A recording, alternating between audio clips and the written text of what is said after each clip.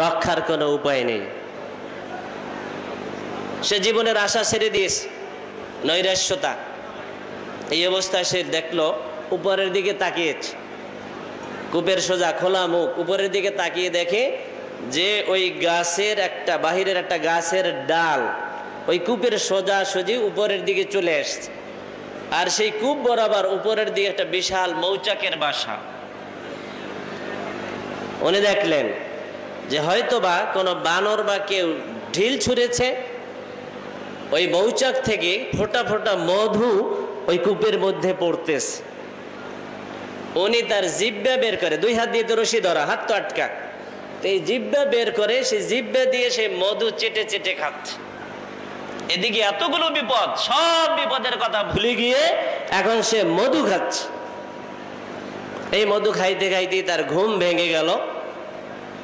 উনি সকালবেলা তার পীরের কাছে গেলেন যে হুজুর, আজকে রাত্রে একটা কঠিন স্বপ্ন দেখেছি, আমি এই স্বপ্নের হাকিকত বুঝতেছি না, খুব পরেশান অবস্থায়, ঘর্মুক্ত অবস্থায় আমার এই ঘুম থেকে জাগ্রত হওয়া, এই স্বপ্ন দেখে আমি খুব পরেশান হয়ে গেছি। বলেন কি দেখেছো স্বপ্নে? বলেন হুজুর, আমি দেখলাম এইভাবে এইভাবে বাঘ ধাওয়া করেছে, আমি গিয়ে কূপের ভিতরে আশ্রয় নেওয়ার চেষ্টা করেছি, বাঘ কূপের চতুর্দিকে ঘুরতেছিল, নিচে দিকে সাপ বিচ্ছু। আবার দেখলাম যে আমি যে রশিটা ধরে নিচের দিকে নেমেছিলাম, সেই রশিটা কালো একটা ইঁদুর আর সাদা একটা ইঁদুর কাটতেছে। এই স্বপ্ন আমি দেখেছি। তখন বলেন বসো, শোনো তোমার স্বপ্নের হাকিকত। তুমি যেই জঙ্গলের মধ্য দিয়ে পথ চলতেছিলে, এটা হলো তোমার তরিকা। বলুন আলহামদুলিল্লাহ। তরিকা মানে কি? পথ। তরিকা মানে কি? পথ, রাস্তা। তুমি একটা রাস্তা ধরেছিলে, পিছন থেকে বাঘ ধাওয়া করেছে, এটা হলো তোমার যমদূত অর্থাৎ আজরাইল আলাইহিস সালাতু ওয়াস সালাম। তোমার পিছনে সবসময়ের জন্য সে এই জান কবজ করার জন্য, তোমার প্রাণ নেওয়ার জন্য ওত পেতে আছে, যেখানেই কাবু করতে পারবে সেখানে তোমার প্রাণ নিয়ে যাবে। এরপরে তুমি যে কূপটা দেখেছো, এটা হলো তোমার কবর। তুমি ওই আজরাইল ধাওয়া করে তোমাকে সর্বশেষ নিয়ে যাবে তোমার ওই গর্ত, ওই কূপ পর্যন্ত। তুমি দেখেছো একটা রশি দিয়ে তুমি নিচে ঝুলে পড়েছো, এই রশিটা হলো তোমার জীবনের হায়াতের রশি। যেই রশিটাকে দুইটা ইঁদুর কাটতেছিল, একটা হলো সাদা ইঁদুর আর একটা হলো কালো ইঁদুর। ওই সাদা ইঁদুরটা হলো দিন, কালো ইঁদুরটা হলো রাত। এই দিন, সাদা ইঁদুর আর কালো ইঁদুর যে রশি কাটতেছে, অর্থাৎ এই দিন আর রাত্রের অতিক্রম, এটা তোমার হায়াতের রশিটাকে প্রতিনিয়ত কেটে কেটে নিঃশেষ করতেছে। তোমার যে কোনো সময় এই হায়াতের যে কোন রশিটা কাটা যখন শেষ হয়ে যাবে, তুমি ওই সাপ মৃত্যু বিশ্ব ভর্তি কবর নামক গর্তের ভিতরে পড়ে যাবে।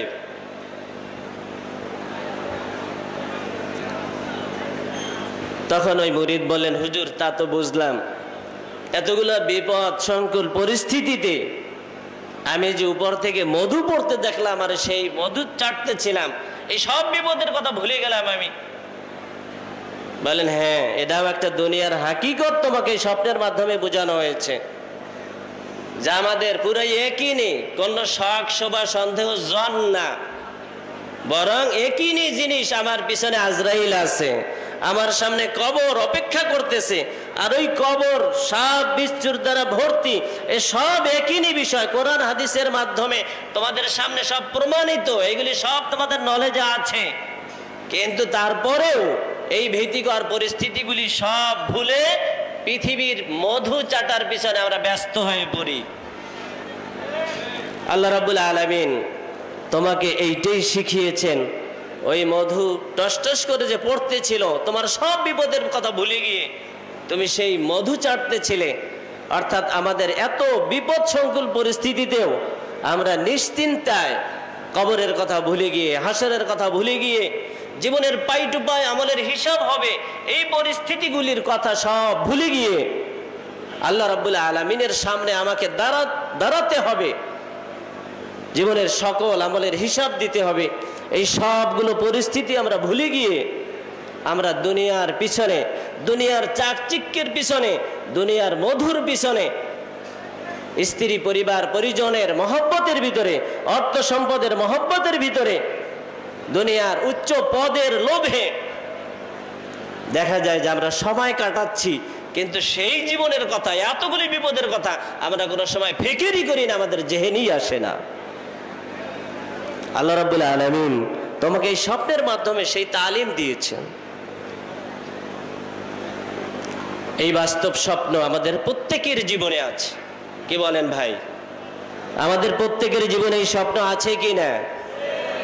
কিন্তু আমরা সব ভুলে গিয়ে মনে হয় যেন হাজার বছরের একটা হায়াত নিয়ে পৃথিবীতে এসেছি, এইভাবে আমরা জীবনযাপন করার চেষ্টা করি।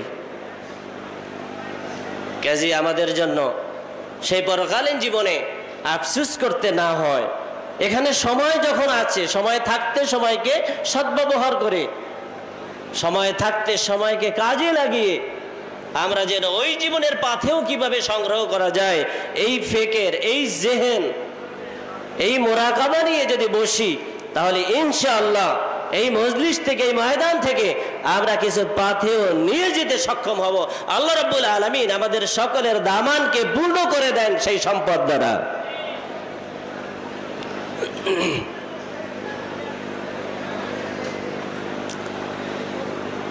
দুরূদ শরীফ পড়েন। বালাগাল উলা বিকামালিহি কাশাফাদ দুজা বিজামালিহি হাসনাত জামিউ খিসালিহি সাল্লু আলাইহি ওয়া আলিহি। আমরা এখানে এসেছি আল্লাহকে পাওয়ার জন্য। বলুন কি জন্য এসেছি? আল্লাহকে পাওয়ার জন্য, নাকি না অন্য কোনো উদ্দেশ্য আছে? আল্লাহকে পাওয়ার জন্য, আল্লাহর ভালোবাসা পাওয়ার জন্য, আল্লাহর মহব্বত পাওয়ার জন্য আমরা এখানে এসেছি। আর মানুষ সাধারণত যার কাছে যেই জিনিস আছে তার কাছ থেকে সেই জিনিস নেয়ার চেষ্টা করে। আমাদের যদি তরকারির প্রয়োজন হয়, আমরা যদি এই বাক্কালিদের দোকানে না গিয়ে মুদি দোকানে যাই, সেখানে তরকারি পাওয়া যাবে? পাওয়া যাবে না। আবার মুদি মনোহারি দোকানে যদি আপনি পার্টসের, অর্থাৎ আপনার সাইকেলের পার্টস গেছে, মুদি দোকানে তালাশ করেন, পাওয়া যাবে? পাওয়া যাবে না। আবার স্বর্ণকারের দোকানে গিয়ে আপনি যদি স্টিলের জিনিস তালাশ করেন, পাওয়া যাবে না। প্রত্যেকটা বিষয় কেনার জন্য, প্রত্যেকটা জিনিস পাওয়ার জন্য যাদের কাছে সেই জিনিসটা আছে, সেই ধরনের দোকান চিনে, যার কাছে আছে সেই ধরনের লোকের কাছে যেতে হয়, তার কাছ থেকে সেটা অর্জন করতে হয়। এটা হলো বুদ্ধিমানের কাজ। আর যার কাছে যেটা নাই, তার কাছে যদি সেটা চাওয়া হয়, সে তো দেবে কোত্থেকে? তার কাছে তো নাই। তা আমরা মারেফাত বা আল্লাহ রাব্বুল আলামিনের সান্নিধ্য অর্জন করার জন্য, আল্লাহর পরিচয় জানার জন্য আমরা এখানে এসেছি। কাজে যাদের সাথে আল্লাহ রাব্বুল আলামিনের সাথে পরিচিতি আছে, পরিচয় আছে, তাদের মাধ্যমেই তো আমাকে আল্লাহ রাব্বুল আলামিনের পরিচয় জানতে হবে, কি বলেন? আমি মাঝে মাঝে একটা উদাহরণ দেই। আপনি যদি হুজুর কেবলার সাথে দেখা করতে চান, হুজুর কি হালে আছে, কি পরিস্থিতিতে আছে, এইটা আপনার আগে জানতে হবে। ধরেন আপনি নিরিবিলি একটা সময় পেয়েছেন, এখন মাহফিলের সময় তো অনেক দীর্ঘ সিরিয়াল থাকে, দেখা করতে অনেক কষ্ট হয়। আপনি মাহফিল ছাড়াও অন্য সময় আসলেন, এসে আপনি কুতুবখানায় বসলেন, ওখানে এসে আপনাকে যোগাযোগ করতে হবে। হয়তো ওখানে কুতুবখানায় যারা থাকে, যেমন আমাদের মনির ভাই আছে, হাজীগঞ্জি হুজুর, অথবা সাকিব আছে, এদের একজনকে জিজ্ঞেস করি আমরা গিয়া যে হুজুর এখন কি হালে আছে, পরিস্থিতি কি, কি জিজ্ঞেস করি না? যেহেতু সে ভিতরের খবরও রাখে আর বাহিরের খবরও রাখে। বাহিরে যখন আসে আমাদের কাছে, তখন আমরা তাকে জিজ্ঞেস করি হুজুর কি হালে আছে, যেহেতু সে ভিতর থেকে আসছে। আবার হুজুরও ওই সাকিবের কাছে বা মনির ভাইয়ের কাছে জিজ্ঞেস করে বাইরে কি কোনো লোকজন আছে, সে হয়তো মানে সাক্ষাৎ দেওয়ার জন্য বাইরে বের হবে, বাইরে অনেক লোকজন বসা আছেন, এটা আবার ওই সাকিবের কাছেই কিন্তু জিজ্ঞেস করবে, মনির ভাইয়ের কাছে জিজ্ঞেস করবে। আমাদের যদি আল্লাহ রাব্বুল আলামিনের সেই অভ্যন্তরীণ খবর নিতে হয়, তাহলে আমরা হলাম বহির জগতের মানুষ, আর আল্লাহ রাব্বুল আলামিন হলেন বাতিন জগতের স্রষ্টা। সুতরাং এর মধ্যস্থতাকারী এমন একজন ব্যক্তি ধরতে হবে যার একটা নিসবত, একটা তাআল্লুক এই জগতের সাথে থাকবে, আর একটা রোগ তার ওই জগতের সাথে থাকবে। যখন দুই জগতের সাথে মধ্যস্থতাকারী একজন লোক ধরবেন, সে এদিকেও যেমনিভাবে আপনাকে কিছু মেসেজ দিতে পারবে, আর ওই জগৎ থেকে সেই ধরনের মেসেজ, সংবাদ সে নিয়ে আসতে পারবে। এই ধরনের যোগ্যতা সম্পন্ন হতে হবে। কে বলেন? না হলে আপনি যদি ওখানে কুতুবখানায় গিয়ে যে শুধু বাহিরে ঘুরে এমন একজনের কাছে জিজ্ঞেস করেন যে হুজুর কি হালে আছেন, সে কিছু বলতে পারবে? যেহেতু ভিতরের ব্যাপারে তার তো কোনো নলেজই নাই, তার কোনো খবরই নাই, সে কি মেসেজ দেবে আপনাকে? সে নিজেই তো জানে না কিছু। কাজী হুজুর সম্বন্ধে জানতে হলে যার ভিতরে আসা যাওয়া আছে, ভিতরের খবর আছে, আর বাহিরেও সে কিছু দিতে পারবে, এই ধরনের একজন লোক আপনাকে ধরতে হবে। আল্লাহ রাব্বুল আলামিন পর্যন্ত পৌঁছতে হলে একজন বান্দাকে এই ধরনের একটি ওয়াসিলা বা একটা সিস্টেম, পদ্ধতিতে আসতে হবে। এটা আল্লাহ রাব্বুল আলামিন নিজেই বাতলিয়েছেন, আবতাগু ইলাইহিল ওয়াসিলা। কার কথা? আল্লাহর কথা। আবতাগু ইলাইহিল ওয়াসিলা, যে আল্লাহ রাব্বুল আলামিন পর্যন্ত পৌঁছতে হলে, তাওয়াসসুল ইলাল্লাহ অর্জন করতে হলে অবশ্যই তোমাকে একটা ওসিলা ধরতে হবে, যেই ওসিলা তোমাকে সে আল্লাহ রাব্বুল আলামিনের সান্নিধ্য পর্যন্ত, আল্লাহ রাব্বুল আলামিনের তাকাররুব পর্যন্ত তোমাকে পৌঁছায় দেবে। বলুন আলহামদুলিল্লাহ। কোন গন্তব্যে পৌঁছার জন্য বিভিন্ন পদ্ধতি আছে। যেমন ধরেন আমাদের যে দিনিয়া মাদ্রাসা, 6তলা ভবন, এই ধরনের বাংলাদেশেও বহুত বিল্ডিং আছে যেগুলো 28 তলা, 29 তলা, 36 তলা পর্যন্ত আছে। এই বিল্ডিংগুলোতে একটা সিঁড়ির ব্যবস্থা কিন্তু আছে, যে প্রত্যেক তালার থেকে আরেক তালায় যাওয়ার জন্য একটা সিঁড়ির ব্যবস্থা আছে। আপনি যদি ইচ্ছা করেন তাহলে এই সিঁড়ি দিয়ে হেঁটে হেঁটে উঠতে পারবেন। দেখা যাবে যে ওই 36 তলা পর্যন্ত উঠতে অনেক সময় বৃদ্ধ মানুষ হলে তো এমন হাঁপায়ে যাবে যে সে হয়তো 24 তলা বা 20 তলা পর্যন্ত যাওয়ার পরে আর যেতেই পারবে না। কি বলেন? আবার অনেক সময় শক্তিশালী মানুষ হলে সে হয়তো যেতে পারবে, কিন্তু সে পূর্বের মতো বহাল তবিয়তে থাকবে না, ওখানে গিয়ে পড়ে যাবে। এই জন্য সহজ পদ্ধতি হলো যে ওখানে যদি লিফটের ব্যবস্থা থাকে, আপনি যদি জানতে পারেন যে এই বিল্ডিং এর ভিতরে অমুক জায়গায় লিফট আছে, আমার এই সিঁড়ি দিয়ে কষ্ট করে ওঠার দরকার নেই, আপনি সেই লিফটের গিয়ে বসলেন, ওখানে একজন ওই লিফটের চালক আছে।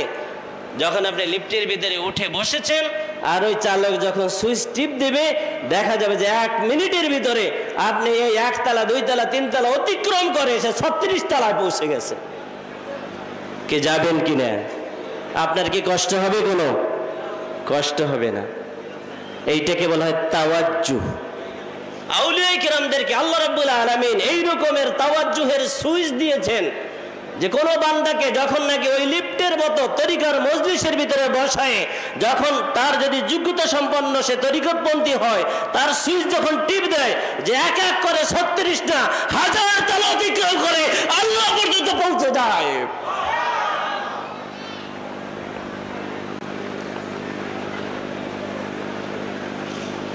কাজী আমি একলা চেষ্টা করে নিজের প্রচেষ্টায় যদি আল্লাহ পর্যন্ত পৌঁছতে চাই, অনেক সময় সক্ষম হবে না, আর যদিও বা হয় তার হুঁশে থাকবে না। সহজ পদ্ধতি, যাদের সাথে আল্লাহ রাব্বুল আলামিনের সাথে তাআল্লুক আছে, তাআল্লুক মা আল্লাহ যাদের অর্জিত হয়েছে, যাদের ভেলায়েত অর্জিত হয়েছে, আল্লাহর মহব্বতের পাত্র হয়েছে, আল্লাহর বন্ধু হয়েছে, এই রকমের একজন লোকের হাতে নিজের জীবনের সুইচ দিয়ে দেই, তারা যেভাবে খুশি সেইভাবে যখন সুইচ টিপবেন, আমাকে আল্লাহ রাব্বুল আলামিনের সান্নিধ্যে পৌঁছাতে তাদের মোটেই সময় লাগবে না। বলুন আলহামদুলিল্লাহ। আউলিয়াদেরকে এই ক্ষমতা আল্লাহ তাআলা দিয়েছেন কিনা বলেন?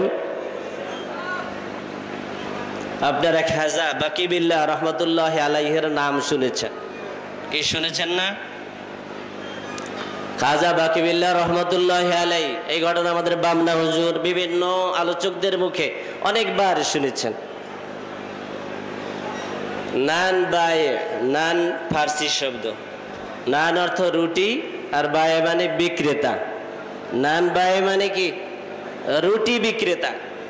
আমরা অনেক আলোচকরা আছি, কিছু ফার্সি শব্দ ভালো বুঝি না, এই জন্য আলোচনার ভিতরে আসলে ভুল বলি। অনেকে কয় নান ভাই, আসলে নান ভাই এটা কোনো বাংলা ভাই যে এই ভাই শব্দ না, শব্দটা কি? নান বায়ে, বায়ুন মানে বিক্রয় করা, এটার থেকে আসছে বায়ে মানে বিক্রেতা। নান অর্থ রুটি, তো নান বায়ে রুটি বিক্রেতা। খাজা বাকি বিল্লাহ রহমতুল্লাহ আলাই একজন উচ্চ মাকামের ওলি ছিলেন। ওনার ঘরে একদিন মেহমান আসলো। আল্লাহর ওলিরা মেহমান আসলে পরেশান হয়ে যান তাদের মেহমানদারি করানোর ব্যাপারে। ঘরে কিছুই ছিল না মেহমানদের সামনে পেশ করার মতো। উনি পরেশান অবস্থায় সামনে বের হয়েছেন যে মেহমানদারি কি করাবেন। সামনে একটা দোকান ছিল, রুটির দোকান। ওই রুটি দোকানদার খাজা বাকি বিল্লাহ রহমতুল্লাহ আলাইকে দেখেই বুঝতে পেরেছিলেন যে তার বাসায় হয়তো রুটির প্রয়োজন, তার কোনো মেহমান আসছে দেখছে, আবার সে হঠাৎ তাড়াহুড়ো করে পরেশান অবস্থায় বের হয়েছেন। উনি ডেকে বলেন, হুজুর আপনার বাসায় বোধহয় রুটির প্রয়োজন, আপনি রুটি নিয়ে যান। উনি তার কাছে মূল্যও জিজ্ঞেস করলেন না, কিছু বললেন না, শুধুমাত্র খুশি হলেন যে এই লোকটা আমাকে বিপদের সময়, এই মেহমানদারি আজকে করতে পারতাম না, বিপদের সময় সে আমাকে উপকার করেছে। উনি রুটি নিয়ে তাড়াতাড়ি মেহমানদারির ব্যবস্থা করলেন। মেহমানদের মেহমানদারি করানোর পরে খাজা বাকি বিল্লাহ রহমতুল্লাহ আলাই যখন ফ্রি হলেন তখন গেলেন রুটি বিক্রেতার কাছে, তোমার রুটির মূল্য কত, রুটির মূল্য নাও। ওই নান ভাই বা রুটি বিক্রেতা বলতেছে যে হুজুর আমি টাকা নেব না, এই রুটি আপনাকে এমনি দিয়েছি। উনি বললেন না, এটা হবে না, তোমাকে টাকা নিতেই হবে, তোমাকে মূল্য নিতে হবে, কত মূল্য বলো। বারবার যখন ইসরার করতেছে তখন রুটি বিক্রেতাও মানে পণ্ডিত ছিল, না হলে এই কথা তো মুখ থেকে বের হওয়ার কথা না। উনি বললেন যে হুজুর আপনি যদি দিতেই চান এর মূল্য, তাহলে আমার মূল্য হলো যে আপনার মতো খাজা বাকি বিল্লাহ বানাতে হবে আমাকে। খাজা বাকি বিল্লাহ রহমতুল্লাহ আলাই বিপদে পড়ে গেলেন। তাকে বললেন যে তোমার অন্য যা চাওয়ার সেটা চাও, তুমি এই কথাটা ফেরত নাও। উনি বললেন হুজুর আমার দ্বিতীয় কিছু চাওয়ার নাই, আপনি যদি আমাকে আপনার মতো খাজা বাকি বিল্লাহ এই রকমের ওলি বানায় দিতে পারেন, এইটাই আমি শুধু চাই, দ্বিতীয় কিছু আমি চাই না, আমি কোনো রুটির মূল্য নেব না। কঠিন ভাবে ধরেছে। খাজা বাকি বিল্লাহ রহমতুল্লাহ আলাই এইবার দেখলেন যে সে নাসর বান্দা, কোনো মতেই অন্য কিছু চাইতেছে না, সে ছাড়তেছে না। তখন তাকে বললেন ঠিক আছে অজু করে আস। অজু করে যখন তাকে আনা হলো তার নিজের হুজরার ভিতরে নিয়ে দরজা বন্ধ করে দিলেন। দরজা বন্ধ করে দিয়ে ওই রুটি বিক্রেতা বা নান ভাইকে সামনে নিয়ে খাজা বাকি বিল্লাহ রহমতুল্লাহ আলাই তার নিজের পক্ষ থেকে এমন ফায়েজ, এমন তাওয়াজ্জু দিলেন যে খাজা বাকি বিল্লাহ রহমতুল্লাহ আলাইহির ভিতরে যা কিছু ছিল সবটা ওই নান ভাই বা রুটি বিক্রেতার ভিতরে চলে গেল। বলুন আলহামদুলিল্লাহ। তার ভিতরটা সম্পূর্ণরূপে পরিবর্তন হয়ে গেল, এমনকি তার বাহ্যিক সুরত পর্যন্ত খাজা বাকি বিল্লাহর মতো হয়ে গেছিল। এইটাকে বলা হয় ইত্তেহাদি ফায়েজ। এইটাকে কি বলে? ফায়েজ চার ধরনের আছে। কয় ধরনের ফায়েজ বলেন? চার ধরনের ফায়েজ আছে।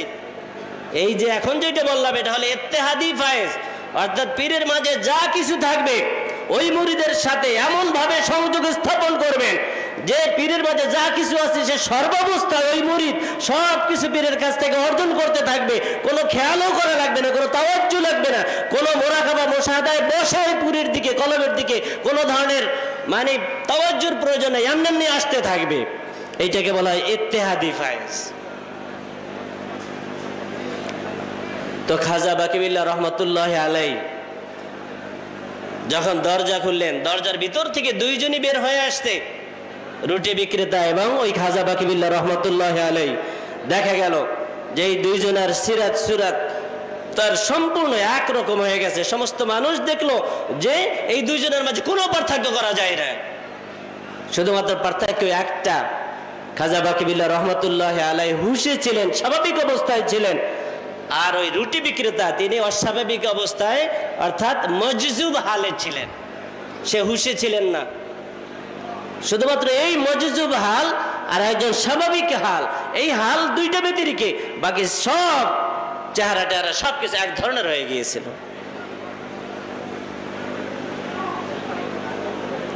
তো বলতেছিলাম যে ফায়েজ এইটাকে বলে কি ইত্তেহাদি ফায়েজ, একটু খেয়াল করে শুনবেন ভাইরা, আমরা শিক্ষা নেওয়ার জন্য এখানে এসেছি। যেই শিক্ষা দিক বিশ্বজোড়া পাঠশালা মোর সবার আমি ছাত্র, এই বিশ্বে সব জায়গা থেকেই অনেক কিছু শেখা যায়। আমরা যারা ওস্তাদ আছি আমাদের ছাত্রের কাছ থেকে বহুত কিছু শিক্ষার আছে। আমি যদিও আপনাদের অনেকেরই ছাত্রের বয়সী, আমাদের ওস্তাদরা অনেকেই আছেন এই মজলিসের ভিতরে, কিন্তু আমাদের সবার কথার থেকে কিছু কিছু শিক্ষণীয় বিষয় থাকে। আপনার যেগুলি জানা আছে সেগুলি আর একবার শুনলেন, আর একটু চর্চা হলো, যে বিষয়টা আপনার জানা নেই সেটা আপনি নোট করে নিলেন, কোট করে নিলেন, এইটা আপনার জীবনের একটা পাথেও হলো, একটা সংযোগ অ্যাড হলো আপনার এলেমের সাথে। কথা শোনায় লস তো নাই, কে বলেন ভাইরা? তো বলতেছিলাম যে ফায়েজ হলো কয় প্রকার? 3 প্রকার। একটা বলা হয়, এই ফায়েজকে আরবিতে বলা হয় তাওয়াজ্জু। আমরা যেটাকে ফায়েজ বলি এটাকে কি বলে? তাওয়াজ্জু। তাওয়াজ্জু, তাসির, এটাকে বিশ্বাস করেন কিনা সবাই? তাসির আছে না? কথার তাসির আছে, জিকিরের তাসির আছে। বর্তমান যুগে এক শ্রেণীর মানুষ বের হয়েছে যারা এগুলি বিশ্বাস করতে চায় না, প্রত্যেকটা জিনিসের দলিল তালাশ করে। সব জিনিস দলিল দিয়ে বোঝা যায় না। আমার আব্বা একটা কথা মাঝে মাঝে বলতেন যে কিছু জিনিস আছে যেগুলি অনুভব করতে হয় মজলিসে বসে, এগুলি দলিল দিয়ে বোঝানোর জিনিস না।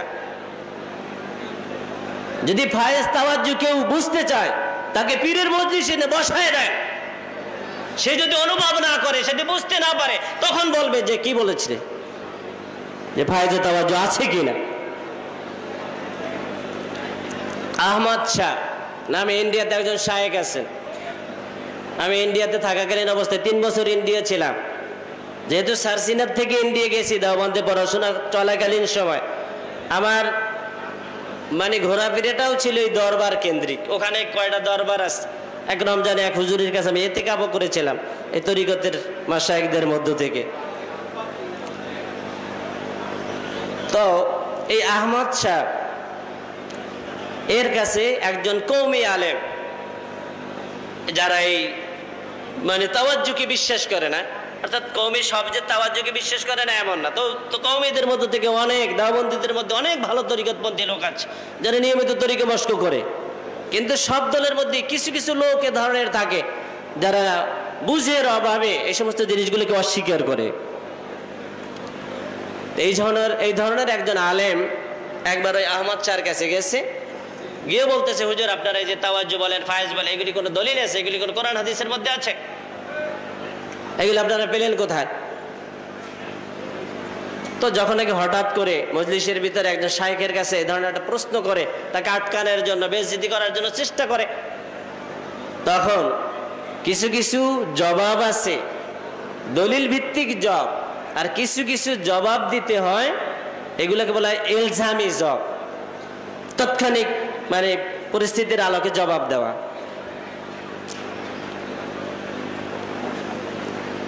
তো এই আহমদ শাহ যখন ওই আলেম এসে বলছে যে এগুলি তাওয়াজ্জু কোথায় পাইলেন, ওনাকে দলিল দিয়ে বুঝাইলে যে মানবে না, উনি ভালো করেই বুঝতে পারলেন।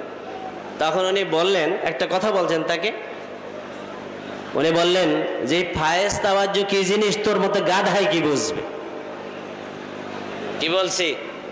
যে তোর মতো গাধাই কি বুঝবে যে ফায়েজ তাওয়াজ্জু কি জিনিস? যেই বলছে গাধা, তো আলেম মানুষের সামনে সে তো খুব অপমানিত হইল। এখন সে বলতেছে, হুজুর আপনাকে আমি একটা প্রশ্ন করছি, আপনি দলিল দিয়ে বুঝাবেন, আপনি আলেম মানুষ, কোরআন হাদিস দিয়ে বুঝাবেন, আপনি আমাকে গাধা বললেন কেন? আরে ভাই থামেন, আপনি গাধা বলছি কি হয়েছে তাতে? কি হয়েছে মানে? আপনি একটা গালি দিলেন গাধা। আরে আমি রাগ করবো না, আপনি আমাকে থামানোর চেষ্টা করতেছেন।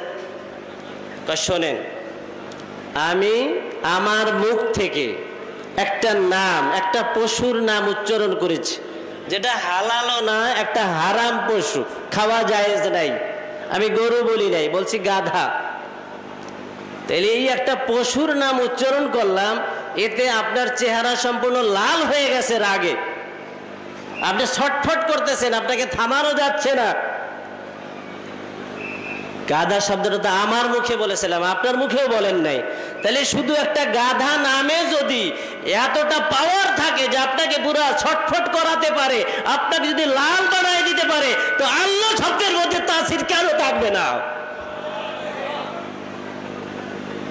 যিনি সমস্ত গাধা, সমস্ত পশু, সমস্ত মানুষকে যিনি সৃষ্টি করেছেন, তো গাধা একটা নাম বললে যদি আপনার ভিতরে এতটা তাসির করে যে আপনি লাল হয়ে গেছেন, আপনি ছটফট করতেছেন, তাহলে আল্লাহ আল্লাহ শব্দ যারা আল্লাহ আল্লাহ বলে, আল্লাহ আল্লাহ বলতে বলতে তার ভিতরে ওই ধরনের তাসির কেন আসবে না যে ওই লোকটা হয়তো দেখা যাবে যে আল্লাহ আল্লাহ বলতে বলতে সে ছটফট করতেছে? এরকমের পরিস্থিতি হয় না? এইটাই তো তাসির। দলিল দিয়ে বোঝানোর প্রয়োজন আছে? আর বলেন। উনি সাথে সাথে জব পেয়ে গেলেন, উনি বলেন হুজুর আমার মাসলা হল হয়ে গেছে। বলুন আলহামদুলিল্লাহ। তাহলে কথার তাসির আছে কিনা বলেন? মানুষের মুখনিতে নিঃসৃত কথার তাসির আছে। তো যদি এইভাবে একটা গাধা শব্দ শুনে তার ভিতরে এতটা রাগ এসে যেতে পারে যে সে সমস্ত চেহারা লাল হয়ে গেছে, অনুরূপভাবে যখন কোনো আল্লাহওয়ালা মানুষ, যার সাথে আল্লাহর সাথে নুরানি সম্পর্ক আছে, আল্লাহর সাথে নিসবত আছে, এই ধরনের কোনো বান্দা যখন আল্লাহ শব্দ বলে, সাথে সাথে এতটা লাইটিং হয়, ওই মজলিসের ভিতরে যত মানুষ থাকে সমস্ত মানুষ ওই লাইটিং আলোকিত হয়ে যায়। এটাকে ফায়েজ বলে। তো বলতেছিলাম ফায়েজ বা তাওয়াজ্জু চার ধরনের আছে। একটাকে বলা হয় তাওয়াজ্জুহে ইনকাসি, আর একটাকে বলা হয় তাওয়াজ্জুহে ইলকাই, আর একটাকে বলা হয় তাওয়াজ্জুহে ইসলাহি, আর একটাকে বলা হয় তাওয়াজ্জুহে ইত্তেহাদি। কাজা বাকি বিল্লার যে তাওয়াজ্জুহটা বলেছিলাম সেটা হলো তাওয়াজ্জুহে ইত্তেহাদি ছিল, সর্বশেষ তাওয়াজ্জু। তো তাওয়াজ্জুহে ইনকাসি কি? যেমন আকস বলা হয় কাকে? যা আমি একটা আয়নার সামনে দাঁড়ালাম, আয়নার সামনে দাঁড়ালে আমার সম্পূর্ণ চেহারাটা আয়নার মধ্যে দেখা যায়, কি যায় না? এটাকে বলা হয় প্রতিবিম্ব। এটাকে আরবিতে বলে ইনকাস। একটা তাওয়াজ্জু হলো ইনকাসি তাওয়াজ্জু। দুরূদ শরীফ পড়েন, বালাগাল উলা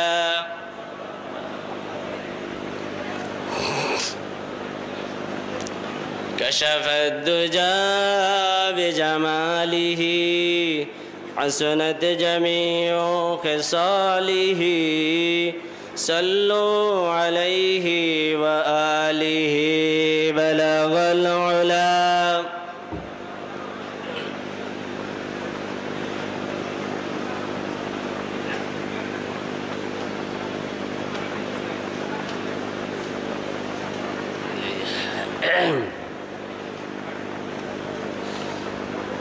إن التيارها الصبا يوما إلى أرض الحرم بلغ سلامي روضة فيها النبي المحتشم بلغ العلا كشف الدجى بجماله حسنت جميع خصاله صلوا عليه وآله. বলতেছিলাম একটা হলো ইনকাসি তাওয়াজ্জু বা ইনকাসি ফায়েজ, এর উদাহরণটা ধরেন, আমরা একটা মজলিসে বসা আছি, এক লোক ভালো ধরনের একটা আতর মেখে আমাদের এই মজলিসের ভিতরে আসলো। এখন ওই মজলিসের ভিতরে যতগুলো লোক থাকবে এই আতরের ঘেরান সবাই পাবে কিনা বলেন? এই লোক আসার সাথে সাথেই সবাই বুঝতে পারবে যে আতর মেখে এসেছে, আতরের ঘেরান সবাই পেয়ে যাবে। তা আল্লাহ রাব্বুল আলামিনের মহব্বত কোনো ব্যক্তির মাঝে যখন অর্জিত হয়, এই লোক যখন কোনো মজলিসের ভিতরে আসে, ওই মজলিসের সবাই একটা ঘ্রাণে, একটা ফাইজিয়াব হয়ে যায়, মোহিত হয়ে যায়। এইটাকে বলা হয় এনেকাসি ফায়েজ। তবে এটা দীর্ঘস্থায়ী হয় না। ওই লোকটা যখন চলে যায়, মনে করেন আতর মাখা ব্যক্তিটা এসেছিল, তার জামায় তার রুমালের ভিতরে আতর ছিল, কিন্তু যখন ওই মজলিস থেকে সে চলে গেছে, এখন কি আর ঘেরান থাকবে? থাকবে না, ঘেরানো চলে গেছে। তো এই ধরনের একটা তাওয়াজ্জু আছে যেটা শুধু মজলিসের ভিতরে সীমাবদ্ধ থাকে। ওই শায়েখ যতক্ষণ পর্যন্ত মজলিসে থাকবেন সবাই ওই ফায়েজিয়াব হবে। যখন শায়েখ চলে যাবে তখন তাদের ফায়েজ আবার বন্ধ হয়ে যাবে, তাদের মাঝে আর তাওয়াজ্জু সেটা থাকবে না। এইটাকে বলা হয় তাওয়াজ্জুহে এনেকাসি। 2 নাম্বার হলো তাওয়াজ্জুহে ইলকাই। এর উদাহরণটা ধরতে পারেন, যেমন কেউ চাইলো যে এই ঘরের ভিতরে যতগুলো লোক আছে এই লোকগুলোকে আলোকিত করবেন। উনি ভেতর থেকে একটা চেরাগের ভিতরে কিছু তৈল দিয়ে একটা সলিতা জ্বালায় এই মজলিসের সামনে এসে রেখে দিলেন। এখন এই চেরাগ যতক্ষণ পর্যন্ত থাকবে ওই মজলিসের ভিতরে সমস্ত লোকগুলো আলোকিত হতে থাকবে কিনা বলেন? কি আলো পাবে না? আলো পাবে। ওই যে চেরাগ জ্বালানেওয়ালা, বাতি জ্বালানেওয়ালা সেখানে যদিও বর্তমান নেই, সে চলে যাবে, কিন্তু বাতি যেহেতু জ্বালায় দিয়েছেন, সুতরাং এই আলোর দ্বারা, এই বাতির দ্বারা ওই ব্যক্তিগুলো আলোকিত হতেই থাকবে। ওই ব্যক্তির সেখানে উপস্থিত থাকা না থাকা উভয় সমান, সে যেখানেই থাক না কেন এরা আলোকিত হতে থাকবে। এইটাকে বলা হয় তাওয়াজ্জুহে ইলকাই। কিন্তু এই বাতিটা এটাও একটা দুর্বল, যেহেতু যে একটু যদি বাতাস আসে, কঠিন ঝড় আসে, এই বাতি নিভে যাওয়ার সম্ভাবনা থাকে। এটা কোনো স্থায়ী কোনো বাতি না। যেহেতু সলিতায় আগুন জ্বালায় বাতি জ্বালানো হয়েছে, এই বাতিটা কি স্থায়ী হবে? যদি একটু ঝাপটা আসে নিভে যাবে। এইটাকে বলা হয় তাওয়াজ্জুহে ইলকাই। আপনারা মনে কিছু করবেন না, মরহুম আমাদের দাদা হুজুর যিনি শাহ আবু জাফর মোহাম্মদ সালেহ রহমতুল্লাহ আলাই, এই ঘটনা আপনাদের এই মজলিসের ভিতরে আমি আরো একবার বলেছিলাম। আপনারা অনেকেই কামারকাঠি হুজুরকে চিনতেন। মাওলানা আব্দুর রহমান সাহেব কামারকাঠি বাড়ি ছিল। একটা না সুন্দর এক ধরনের সুরে সে ওয়াজ করত। কি অনেকে মুরব্বীরা যারা প্রবীণ আছেন তারা শুনছেন না কামারকাঠি হুজুরের ওয়াজ? এই কামারকাঠি হুজুরের মুখে শোনায় এই ঘটনাটা। শাহ আবু জাফর মোহাম্মদ সালেহ রহমতুল্লাহ আলাই মুজাদ্দিদে জামান, উনি যখন জেলে ছিলেন সেই সময় দীর্ঘ 23 মাস তিনি জেলে ছিলেন। মুরিদদের ভিতরে বিভিন্ন শ্রেণীর মুরিদ আছে। কিছু কিছু মুরিদ আছে যারা পীরের প্রতি অগাধ বিশ্বাস রাখে, যত পরিস্থিতি আসুক তার বিশ্বাসের ভিতরে কোনো সময় নড়বড় হয় না, এরা জীবনে সফল কাম। আর কিছু কিছু মুরিদ আছে অপরিপক্ক, যারা মজবুত না, তারা দেখা যায় এক এক পরিস্থিতিতে এক এক ধরনের রূপ ধরে। এরা পুরোপুরি ফাইজিয়াব হয় না। যতক্ষণ পর্যন্ত তাদের এতেকাদ বিশ্বাস সঠিক থাকে তারা ভালো ফায়েজ পেতে থাকে। কিন্তু দেখা যায় অনেক সময় পরিস্থিতি যদি সে নড়বড় হয়ে যায় তখন ফায়েজ বন্ধ হয়ে যায়।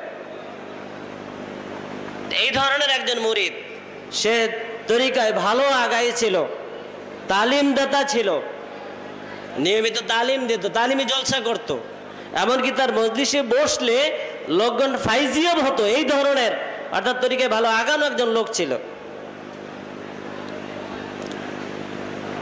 তো উনি মরহুম হুজুর যখন জেলে দীর্ঘদিন হয়ে গেছে, অনেক দিন পর্যন্ত পীরের সাথে নিসবত নেই, যখন পীরের সাথে সংযোগ না থাকে তখনই মাঝখানে শয়তান এসে ওয়াসওয়াসা দিয়ে যত বড় তরিকতপন্থী হোক তাকে ডিভাইড করে দেয়।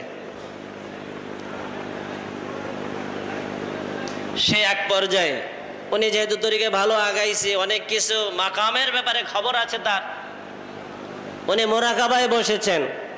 মোরাকাবায় বসে পীরের অবস্থা কি, বর্তমান হালে জেলে গিয়ে তার কি পরিস্থিতি হয়েছে এইটা বোঝার জন্য চেষ্টা করবে, এই জন্য সে মোরাকাবায় বসছে।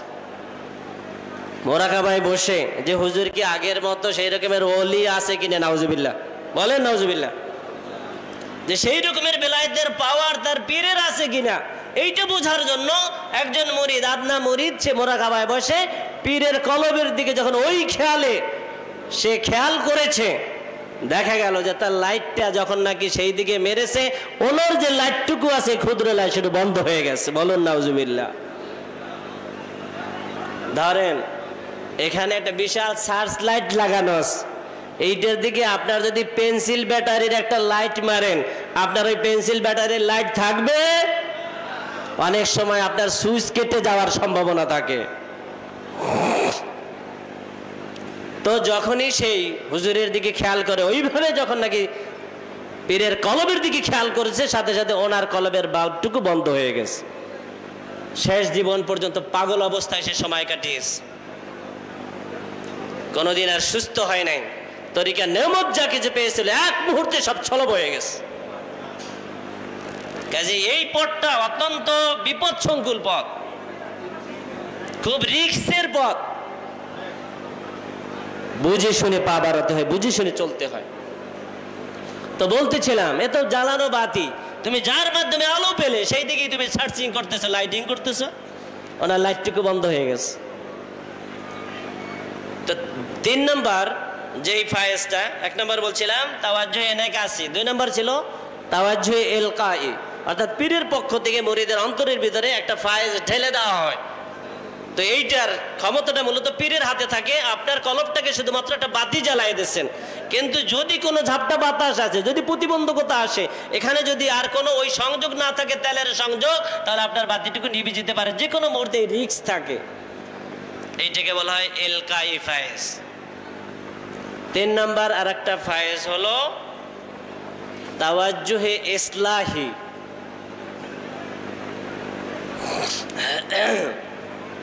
তাওয়াজ্জুহে ইসলাহির উদাহরণটা বুঝে নেন।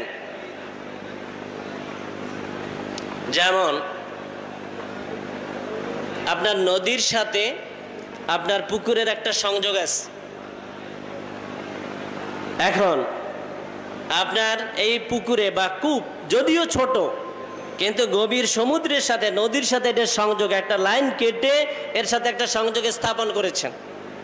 এখন ওখানে প্রতিনিয়ত পানি আসে, আপনি সেখান থেকে পানি উঠায় উঠায় চাষাবাদ করতেছেন, খরচা করতেছেন, কোনো দিন কি আপনার এই পানি নিঃশেষ হবে? যেহেতু এর সংযোগটা নদীর সাথে, তো বিশাল সমুদ্র নদীর সাথে আমার যদিও ক্ষুদ্র একটা কূপ এটা, কিন্তু এইটার সংযোগটা যেহেতু সমুদ্রের সাথে, এই পানি কোনোদিন নিঃশেষ হবে না। এখান থেকে আমি উঠায় উঠায় লোকজনকে খালি পানি দিচ্ছি, সমস্ত বাগানে পানি দিচ্ছি, প্রতিনিয়ত আমি অনেক পানি উঠাচ্ছি, কিন্তু কোনোদিন এই পানি নিঃশেষ হবে না। কারণ কি? সমুদ্রের সাথে এর সংযোগ আছে। কিন্তু এই সংযোগটাও অতটা দীর্ঘস্থায়ী না। এখানে যদি এই সমুদ্রের সাথে আপনার কূপের সাথে যে সংযোগের লাইনটা আছে, একটা হয়তো ড্রেনের মাধ্যমে বা খালের মাধ্যমে আপনি এই পানির সংযোগটা দিয়েছেন, কোনো সময় যদি এখানে কঠিনভাবে কোনো প্রতিবন্ধকতা আসে, বাদ দেওয়া হয়েছে, তাহলে এই পানির আসার লাইন বন্ধ হয়ে যাইতে পারে। কি পারে কিনা? কঠিন বাধা ছাড়া, একটা বাদ দেওয়া ছাড়া, সামান্য কোনো জিনিস 2-4টে যদি চাকা ফেলা হয় অথবা কোনো টগর আসে, যা কিছু আসে সব ভাষায় নিয়ে যাবে। স্বাভাবিক প্রতিবন্ধকতা কোনো সময় পানির সংযোগকে বন্ধ করতে পারবে না। কিন্তু অনেক কঠিন বাধা যদি আসে, একবারে বাধা দেওয়া হয়েছে, তখন হয়তোবা এই সংযোগটা, কূপের সংযোগ বন্ধ হয়ে যেতে পারে। তো তরিকতপন্থীদের মধ্য থেকে তরিকা মস্ক করতে করতে কিছু কিছু মানুষের সাথে, ওলির সাথে, ওই আল্লাহর মানে বন্ধুর সাথে এমন একটা সংযোগ হয়ে যায়, যেমন নদীর সাথে সমুদ্রের সাথে আবার ওই কূপের মানে সম্পর্ক। এখান থেকে যতই পানি, তো বললাম ইসলাহি, এরপরে গেল এনেকাসি, এরপরে গেল কি এলকাই, 3 নম্বর গেল ইসলাহি, এরপরে 4 নম্বর হলো ইত্তেহাদি ফায়েজ, যেটা প্রথমেই বলেছিলাম আমি। যেমনটা খাজা বাকিবিল্লাহ রহমতুল্লাহ আলাই ওই নান বায়ে বা রুটি বিক্রেতাকে যে ফায়েজ দিয়েছিলেন, অর্থাৎ পীরের ভান্ডে যা কিছু আছে সব মুরিদ পেয়ে যাবে, এইটাকে বলা হয় এলকাই ফায়েজ। বলুন আলহামদুলিল্লাহ।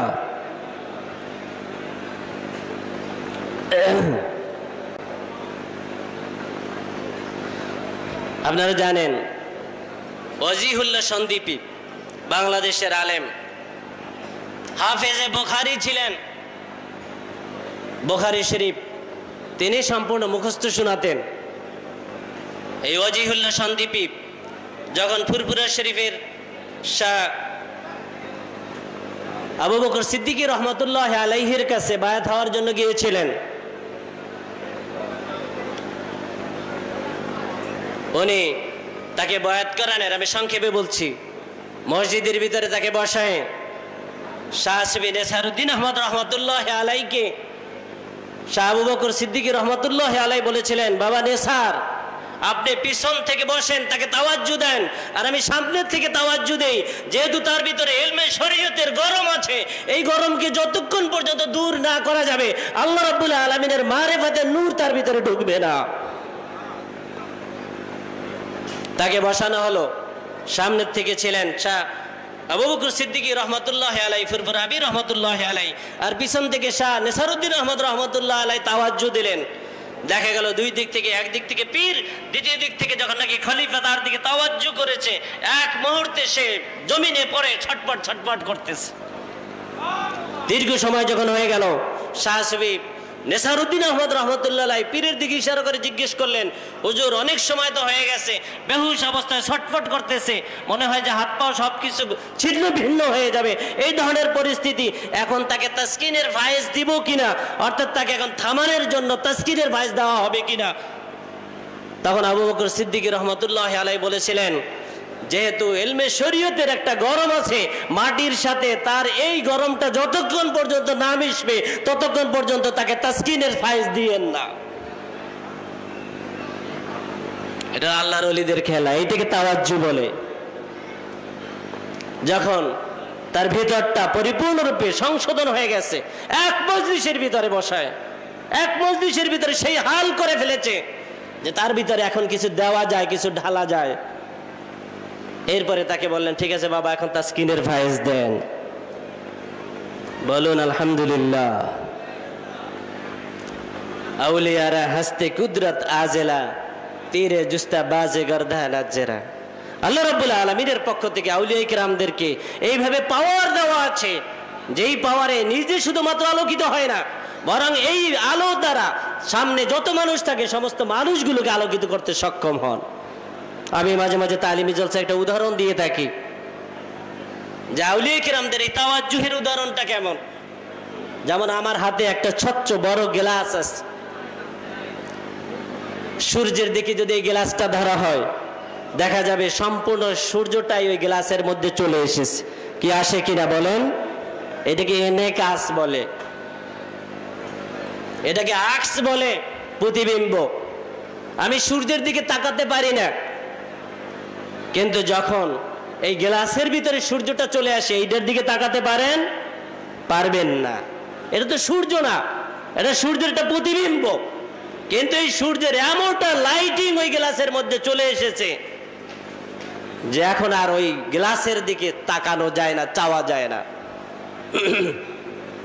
আর এই গ্লাসটা এমনটা মানে সূর্যকে এমন ভাবে ধরেছে, এই গ্লাসটাকে সূর্যের দিক থেকে একদিক থেকে আলো এই গ্লাস ধরেছে, আর এইটাকে যদি সামনের দিকে মারা হয়, সার্চ করা হয়, সামনে যতগুলো মানুষ থাকবে সূর্যের আলো পড়লে যেমনি ভাবে আলোকিত হয়, এখন এই গ্লাসের আলোটা যাদের উপরে পড়েছে তারাও সবাই আলোকিত হয়ে গেছে। আউলিয়া কেরামদের কাজই এইটা। তার এনেকাসের মাধ্যমে ওই সূর্যের আলোকে, আল্লাহ রাব্বুল আলামিনের নূরকে নিজের কলব নামক আয়নার ভিতরে আনয়ন করেন।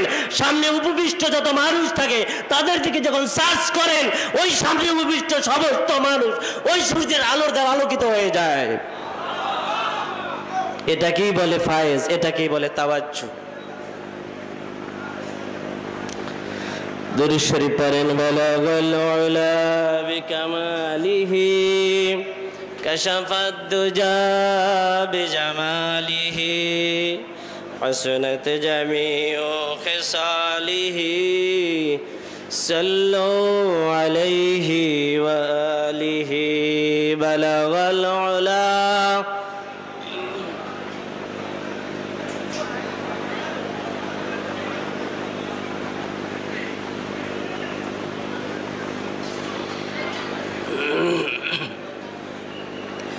بلغ العلا بكماله كشف الدجى بجماله حسنت جميع خصاله صلوا عليه وآله। আউলিয়া কিরামদের দ্বারস্থ হয়ে কোন মানুষ যখন আল্লাহ রাব্বুল আলামিনের সান্নিধ্য পাওয়ার পথে চলে, কোন একটা পথ ধরে, তরিকা ধরে, তাকে আল্লাহ রাব্বুল আলামিনের তাকাররুব অর্জন করার জন্য, আল্লাহর নৈকট্য হাসিল করার জন্য 10টা স্টেশন অতিক্রম করতে হয়।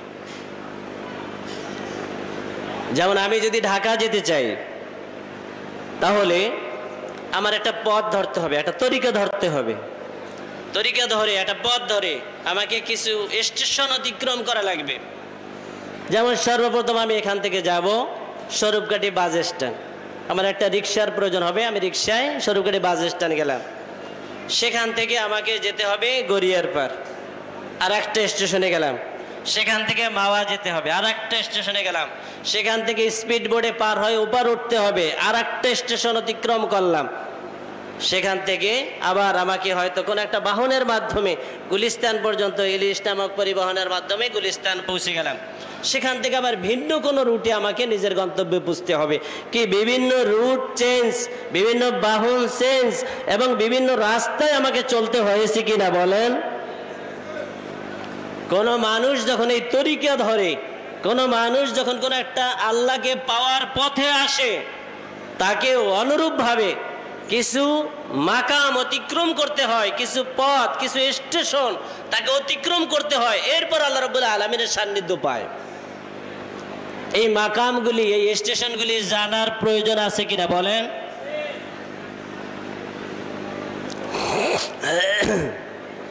তো একজন আল্লাহওয়ালাকে আল্লাহওয়ালা হওয়ার জন্য, ওলি হওয়ার জন্য, আল্লাহর বন্ধু হওয়ার জন্য, আল্লাহর মুকাররব বান্দা হওয়ার জন্য তাকে 10টা স্টেশন অতিক্রম করতে হয়। 1 নম্বর যে স্টেশনটা তাকে অতিক্রম করতে হয়, এইটাকে বলা হয় তাজকিয়াতুন নফসের মাকাম অতিক্রম করতে হয়। 2 নম্বর যেই মাকামটা তাকে অতিক্রম করতে হয়, সেটাকে বলা হয় তাসফিয়াতুল কলব। একটা হচ্ছে নফসের সাধনা, আর একটা হচ্ছে কলবের সাধনা। আমরা অনেকেই আছি যেই তাজকিয়া বলতেই বুঝি যে কলবের সাধনা। না ভাই, তাজকিয়াতুল কলব এই শব্দ কোথাও পাবেন না। শব্দটা আসছে তাজকিয়াতুন নফস, অর্থাৎ নফস হইল কি? আত্মা, নফসের পরিশুদ্ধতা। আর 2 নম্বর কলবের যে সাধনা, এইটাকে বলা হয় তাসফিয়াতুল কলব। সাফা থেকে আসছে। তাসফিয়া মানে সাফা। ওই আমরা বলি না যে মাদ্রাসা যখন নাকি মাহফিলের আগে বলে সাফ সাফাইয়ের কাজ, আজকে আমভাবে সাফ সাফাই হবে। সাফ সাফাই মানে পরিষ্কার পরিচ্ছন্নতা। তাই কলবকে পরিষ্কার করতে হয়, এটাকে বলা হয় তাসফিয়াতুল কলব। আর একটা হচ্ছে তাজকিয়াতুন নফস, নফসকে শুদ্ধ করা। পরিষ্কার আর শুদ্ধ কি এক জিনিস? একটা যে পরিশুদ্ধ করা, আর একটা যে পরিষ্কার করা। তো কোন মুরিদকে, কোন সালেককে, সালেক মানে কি? পথ চলনেওয়ালা। মান সালাকা তরিকে ইয়ালতামিসু ফিহি ইলমান সালাকাল্লাহু বিহি তরিকান ইলাল জান্নাহ। এইখানে সালেক মানে কি? চলনেওয়ালা, যে পথ ধরে চলতে থাকে তাকে সালেক বলে। অনুরূপভাবে তরিকতের পরিভাষাও হলো যে একজন মুরিদকে বলা হয় সালেক। তো কোন সালেক বা তরিকা ধরে যে চলতে থাকে, সর্বপ্রথম তার কাজ হলো, তার সাধনা হলো তার নফস বা আত্মাকে শুদ্ধ করতে হবে, পরিশুদ্ধ করতে হবে। এইটাকে বলা হয় তাজকিয়াতুন নফস। আল্লাহ রাব্বুল আলামিন তাই নির্দেশ দিয়েছেন, কদ আফলাহা মান যাক্কাহা ওয়া কদ খাবা মান দাসসাহা। কি আছে না? কদ আফলাহা মান যাক্কাহা, এই হাজমের ফিরছে কোন দিকে? নফসের দিকে। ওয়া নাফসি ওয়া মা সাওয়াহা, এই যে নফসের কসম করেছেন আল্লাহ তাআলা, এই নফসের দিকে ফিরায় আল্লাহ রাব্বুল আলামিন শেষে গিয়ে বললেন, কদ আফলাহা মান যাক্কাহা, কদ আফলাহা মান যাক্কান নফস, যেই ব্যক্তি নফসের তাজকিয়া করেছে সেই জীবনে সফলতা অর্জন করেছে। এখানে কিন্তু কলবের দিকে ফিরানো হয় নাই। যাক্কার জমিরকে, যাক্কার পরের মাহফিলের জমির কলবের দিকে না, বরং নফসের দিকে ফিরানো হয়েছে, মুআন্নাসের জমির। এক নম্বর বান্দাকে যেই সাধনা করতে হয় আল্লাহ রাব্বুল আলামিন পর্যন্ত পৌঁছার জন্য, সেটা হলো তাজকিয়াতুন নফসের সাধনা। দেখেন, কোন ব্যক্তি যদি কোনো পথে চলতে হয়, তাহলে তাকে এক নম্বর কাজ হলো যে শত্রু দমন করা। এই পথে কোনো শত্রু আছে কিনা একে আগে হটাতে হবে, নাইলে পথেই নামা যাবে না। শত্রু সরানো। কেউ যদি কোনো একটা জমিন চাষ করতে চায়, তাহলে তাকে আগে আগাছা সরাতে হবে, এরপর চাষ করলে সেই নাড়াটা ওই জমিনে লাগবে।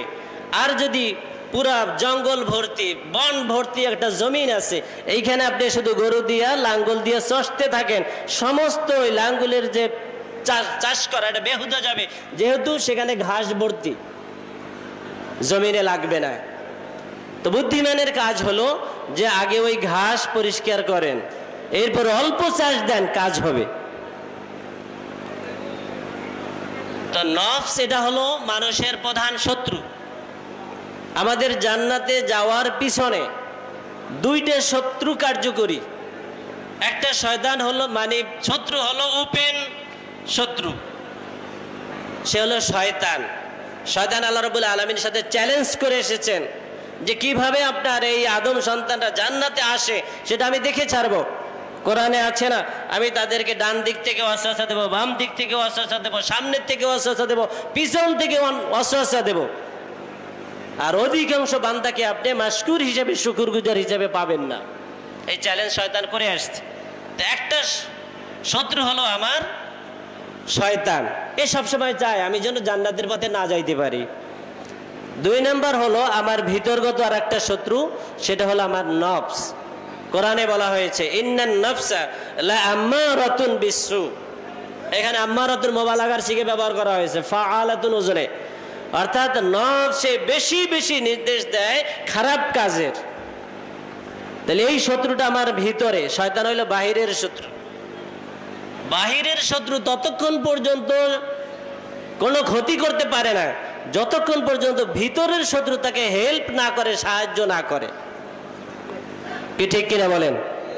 ভিতরের শত্রু যদি ওই বাহিরের শত্রুকে সাহায্য না করে, তাহলে ওই বাহিরের শত্রু কোনো সময় ব্যক্তির ক্ষতি করতে পারে না। এই কিছুদিন আগে এইখানে এই যে বাস স্ট্যান্ডটা, অর্থাৎ বাস স্ট্যান্ড না, এখানে একটা মোড় আছে রাস্তার, অর্থাৎ এই মাগুরা থেকে গিয়া সরকাঠির দিকে যেতে একটা মোড় আছে, টলার ঘাট আছে। ওইখানে কয়েকটা মানে ডাকাত ধরা পড়ছিল। এদেরকে যখন স্বরূপকাঠি থানায় নিয়ে জিজ্ঞাসাবাদ করা হয়েছে যে কিভাবে তারা ডাকাতি করলো, কিছু অলঙ্কার টলঙ্কার সহ ধরা পড়ছিল, তখন এরা যে এই তথ্যটা দিয়েছে সেটা হলো যে এলাকার কিছু মানুষের মাধ্যমে এরা কোন বাড়িতে কি আছে না আছে এই তথ্যগুলি সব আগে জানছে, জানার পরে ওদের সাহায্য নিয়ে এরপরে সেই ঘরগুলোতে তারা ডাকাতি করেছে। দেখেন, বাহির থেকে হঠাৎ করে কিছু লোক এসেই কোনো গ্রামে ডাকাতি করতে পারে না যদি এই এলাকার মানুষ সাহায্য না করে।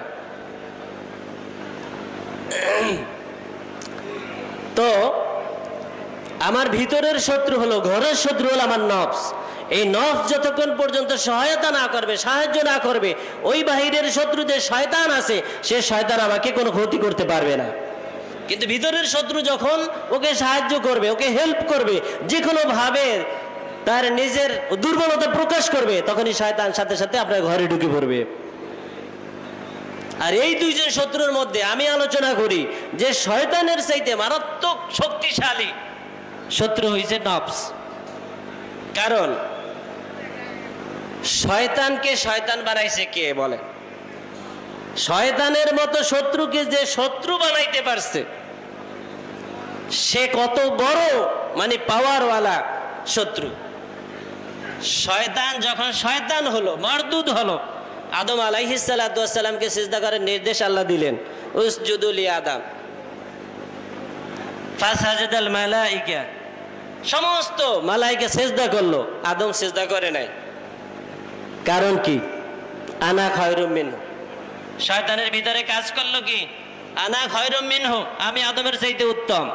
আদমকে বানাইছে আল্লাহ মাটি দিয়ে, আমাকে বানাইছে আগুন দিয়ে, আমি আদমের চাইতে উত্তম।